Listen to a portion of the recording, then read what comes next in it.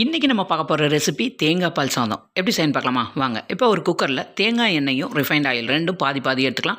4 பட்டை, 4 ஏலக்காய், 4 கிராம்பு, ஒரு பெரிய வெங்காயம், கொஞ்சமாக மல்லி இலை.